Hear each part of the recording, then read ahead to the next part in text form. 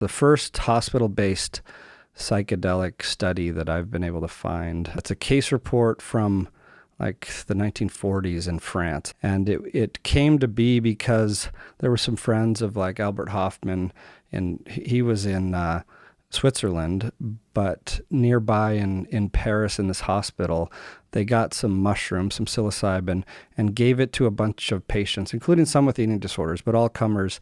And it was just a hospital-based study. They were paraded around to psychologists to get some tests done, some interrogating questions, if you will, some personality, cognitive testing, whatever.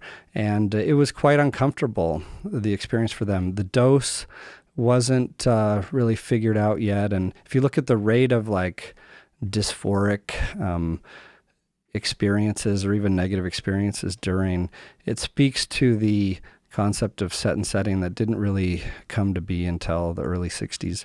I think it was the Johnny Appleseed of LSD. What was his name? Al Hubbard. Hubbard, yeah. Not to be confused with L. Ron Hubbard. Please don't. Al Hubbard visited the mushroom ceremonies in Mexico and observed this concept of set and setting. I think he deserves a lot of the credit, and then Tim Leary made it more popular, but there was even this concept of the Hubbard room that said the room was to be more like a home than a hospital.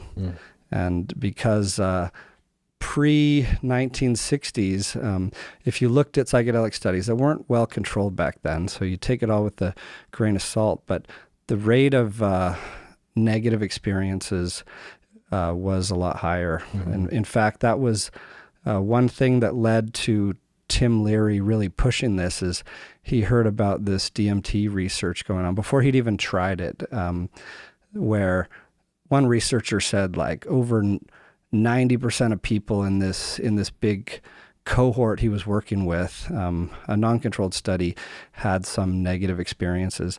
And so he was testing this theory that if you pay attention to the set and setting, you can really influence that. And then he wrote it up in, I think, 1966.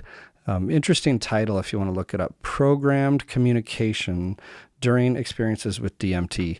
But talks about what happened when they gave it to like very experienced monk, and when he took it, and others. But point is, long story short, set and setting matter.